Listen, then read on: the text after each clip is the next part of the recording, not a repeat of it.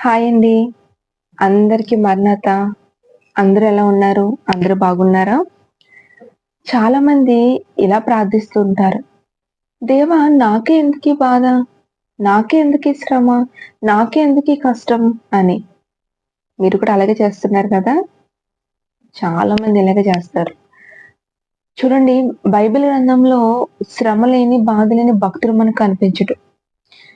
For example దావీదు గారున్నారు. గొలియాత్ లేకపోతే దావీదులో ఉన్న ధైర్యం ఏంటో, దావీదు వెనకాల నడిపిస్తున్న దేవుని శక్తి ఏంటో అక్కడున్న శత్రువులకి తెలిసుండేది కాదు కదా! ఎర్ర సముద్రం లేకపోయుంటే మోషే గారిలో ఉన్న ధైర్యం ఏంటో, మోషే వెనకాల నడిపిస్తున్న దేవుని శక్తి ఏంటో అక్కడున్న ప్రజలకు తెలిసేది కాదు కదా! దానియేలు గాని సింహాల బోనులో పడివేయకపోయి ఉండుంటే దానియేలు గారిలో ఉన్న ధైర్యం ఏంటో, ఆయన వెనకాల నడిపిస్తున్న దేవుని యొక్క శక్తి ఏంటో అక్కడ ఉన్న వారికి తెలిసేది కాదు. అవునా? అలాగే నీ జీవితంలో వస్తున్న బాధలు, శ్రమలు శాశ్వతం కాదు. కొంతకాలం మాత్రమే.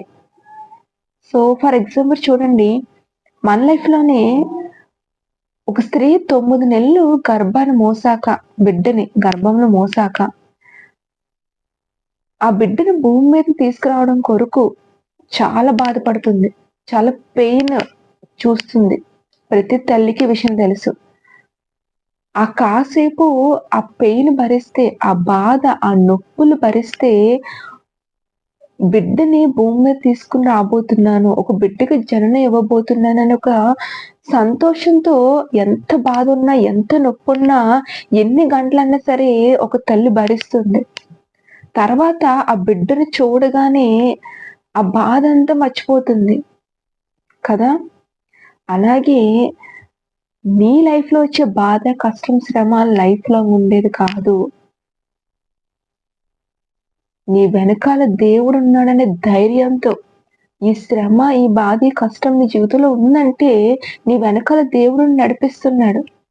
నీ చుట్టూ ఉన్న శత్రువులకి, నీ చుట్టూ ఉన్న ప్రజలకి దేవుని యొక్క శక్తి ఏంటో, దేవుని యొక్క మహిమేంటో నీ ద్వారా తెలియపరచడంగే. నిన్ను ఈ బాధల నుంచి, ఈ కష్టం నుంచి ఎలా విడుదలనిచ్చాడో నీ ద్వారా తెలియపరచడానికే. భయపడొద్దు, ధైర్యంతో ఉండు. ఆయన నీ చెయ్యి ఎన్నడూ విడిచిపెట్టేవాడు కాదు. ఆమేన్. ధైర్యంతో ప్రార్థన చెయి. నీ బాధ, కష్టం, శ్రమ అన్నిటి నుంచి కూడా దేవుడు త్వరలోనే విడిపించబోతున్నాడు. సంతోషాన్ని దయచేయబోతున్నాడు. ఆమేన్.